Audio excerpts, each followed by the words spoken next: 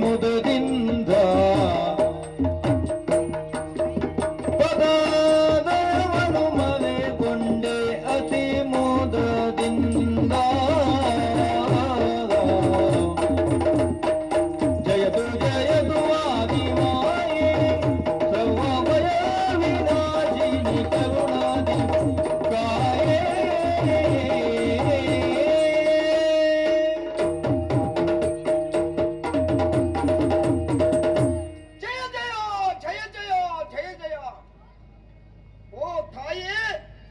ಸುತ್ತಲೂ ಕಣ್ಣು ಹಾಯಿಸಿದರೆ ನೀರು, ಕತ್ತಲೆ, ಹೋ ಎನ್ನುವ ಶಬ್ದ, ಅಕಾರ ಉಕಾರ ಮಕಾರಗಳ ಜಾಡನ್ನ ಹಿಡಿದು ಸಂಸ್ತುತಿಸಿದಾಗ ಓಂಕಾರ ಸ್ವರೂಪಿಣಿಯಾದಂತ ನಿನ್ನ ಆವಿರ್ಭವ ಅಮ್ಮ, ನಿನ್ನನ್ನ ಕಂಡೊಡನೆ ಭಯಭೀತರಾದಂತ ನಮ್ಮ ಭಯವು ನಿವಾರಣೆಯಾಗಿದೆ. ಈ ನೀರ ಮಧ್ಯದಲ್ಲಿ ನಿನ್ನನ್ನ ಬಿಟ್ರೆ ನಮ್ಮನ್ನ ಕಾಯುವವರು ಯಾರೂ ಇಲ್ಲ ಅಂತ ಗೊತ್ತಾಗಿದೆ. ತಾಯೇ, ನಮ್ಮನ್ನ ರಕ್ಷಿಸಬೇಕು. ಅಮ್ಮ, ಯಾತಕ್ಕೆ ಜಾನು ಮಾವಾನಿತ್ತೆ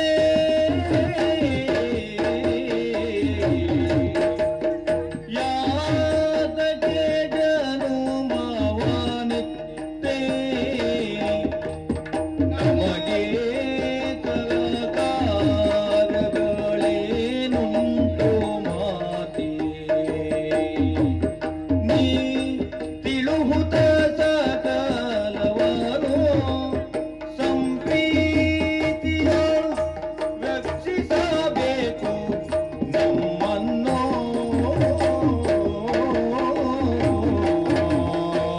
ಸರ್ವಸ್ವರೂಪೇ ಸರ್ವೇಶ ಸರ್ವಶಕ್ತಿ ಸಮನ್ವಿತೆ ಹೈಬೆ ತ್ರಾಯಿನೋ ದೇವಿ ದುರ್ಗಾದೇವಿ ನಮೋಸ್ತುತೆ. ಅಮ್ಮ, ನಮ್ಮ ಮೂವರ ಜನ್ಮಕ್ಕೆ ನೀನೇ ಕಾರಣೀಭೂತಳಿದ್ದಿ ಎನ್ನುವುದನ್ನು ತಿಳಿದುಕೊಳ್ಳಲು ನಾವು ಶಕ್ತರಾಗಿದ್ದೇವೆ. ಹಾಗಾದ್ರೆ ಕಾರ್ಯಕ್ಕೊಂದು ಕಾರಣ, ಕಾರ್ಯಾನಂತರದಲ್ಲಿ ಪ್ರಯೋಜನ ಎನ್ನುವುದು ಬೇಕಾಗುತ್ತದೆ. ನಮ್ಮ ಜನ್ಮಕ್ಕೆ ನೀನೇ ಕಾರಣೀಭೂತರು ಹೌದಂತಾದ್ರೆ ಯಾತಕ್ಕೆ ಜನ್ಮವನಿತ್ತೆ, ಮತ್ತೆ ಏತರ ಕಾರ್ಯವು, ಮತ್ತೆ ಎಲ್ಲವನ್ನು ಹೇಳಬೇಕಮ್ಮ, ಹೇಳಬೇಕು. ನೀನಲ್ಲ ಧನ್ಯರಾರಿಹರು ನಮ್ಮನ್ನು ತಾನು ರಾಗದೋಳಿನ್ನು ರಕ್ಷಿಸುವವರು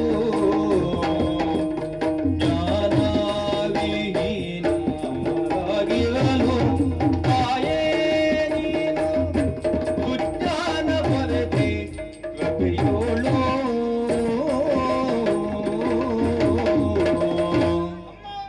ಜ್ಞಾನಹೀನರಾದಂತಹ ನಮ್ಮನ್ನು ಯಾಕೆ ಸೃಷ್ಟಿಸಿದೆ, ನಮ್ಮಿಂದ ಏನಾಗಬೇಕೆಂಬುದನ್ನು ಹೇಳಬೇಕಮ್ಮ, ಹೇಳಬೇಕಮ್ಮ. ಜಯ ಜಯ ಜಯ ಜಯ ಜಯ ಜಯ.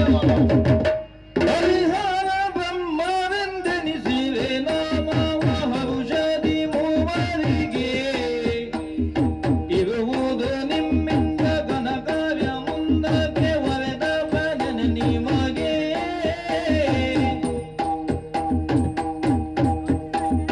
ಕ್ರೋಧ ಕಲ್ಪದಿಲ್ಲ ವಾದ ಪ್ರಪಂಚವ ಮೋದದಿ ಸ್ವಜಿಸುವರೇ ಕಾಯ್ದ ಮೇಲಾದ ಲಯಗೊಳಿಸುವ ಹದನಕ್ಕೆ ಆಧಾರ ನೀವಾದವೇ ಸತ್ವ ರಜತ ತಾಮವೆನುಪ ಗುಣ ಮೂರು ಮತ್ತೆ ರಜತ ಗುಣರಿ ನಿತ್ಯ ಸರಿಸಲಿವಿ ಧಾತನು ಸಾತ್ವಿಕವಿತ್ತು ಹರಿಯ ಪೊರೆಯೇ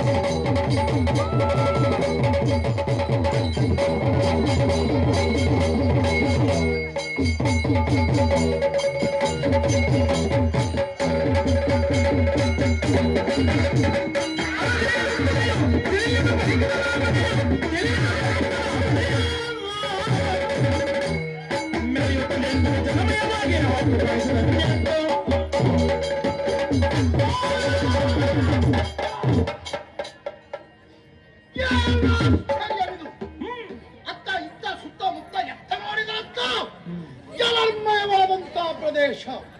ಈ ನೀರಿನ ತನ್ಮಧ್ಯದಲ್ಲಿ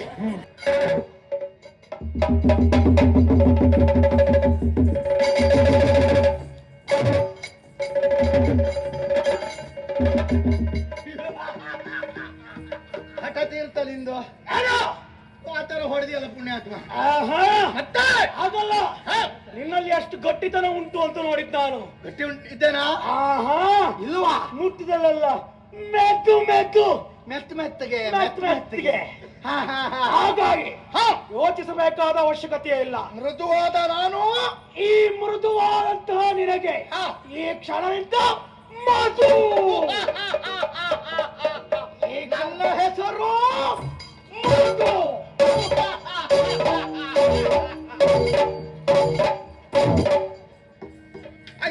ಆಯ್ತಲ್ಲ ಮುಗಿತಲ್ಲ. ಹೋಗಪ್ಪ. ನಿನ್ನ ಹೆಸರು ಮಧು ಅಂತ ಆಯ್ತು. ನನಗೊಂದು ಹೆಸರು ಬೇಡವಾ? ಮಧು ನೋಡಿದ್ಯಾ? ಏನು? ನನ್ನ ಹೆಸರು ಕೇಳಿದಾಗಲೇ ಬಾಯಿ ತುಂಬುತ್ತದೆ. ಅಯ್ಯೋ, ಎಷ್ಟೊತ್ತಿಗೂ ಬಾಯೆಲ್ಲ ಇರ್ತದೆ. ಅದು ಇಲ್ಲಿ ಬರುವಾಗ್ಲಾದ್ರೂ ಇಟ್ಕೊಂಡು ಬರಬೇಡ ಅಂತ ನಿಂತ್ಕೋ. ಆದ್ರೆ ಈಗ ನನಗೆ ಹೆಸರ ಹೌದೌದು ಆಗ್ಲಿ ಹಾ. ಒಂದು ಒಳ್ಳೆ ರೀತಿ ಹೆಸರಿಡು. ಅಪ್ಪನಿಗೆ ಹೆಸರಿಟ್ಟು ಮಗ ನಾನು ನೆನಪಿರಲಿ. ಆಯ್ತಾಯ್ತು ಸರಿ ನಿಂತ್ಕೋ. ಕಾಲ ಅಗ್ಲ ಮಾಡು. ಹಾಗೆ ನಿಂತ್ಕೋ.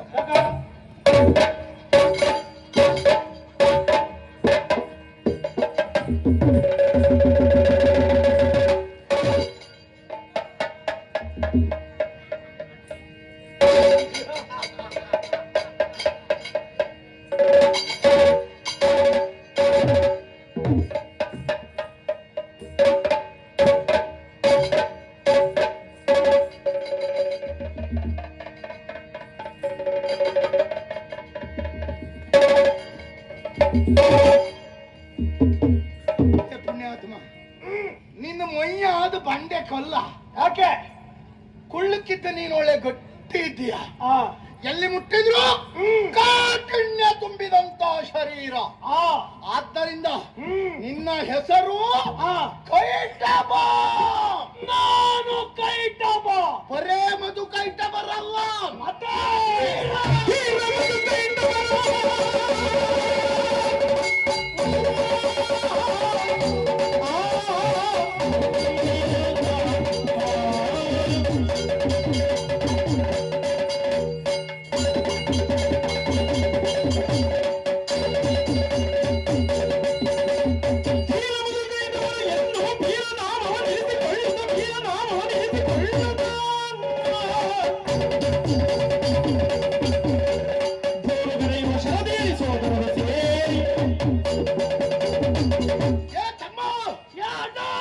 ನಮ್ಮಿಬ್ಬರ ಸಂಬಂಧವಾಯಿತು. ಸಂಬಂಧದ ಜೊತೆಯಲ್ಲಿ ಹೆಸರಾಯಿತು. ಯಾರು ನಾವು?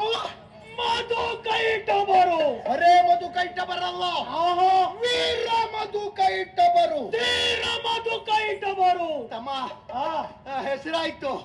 ಅಯ್ಯೋ ಅಯ್ಯೋ ಹೊಟ್ಟೆ.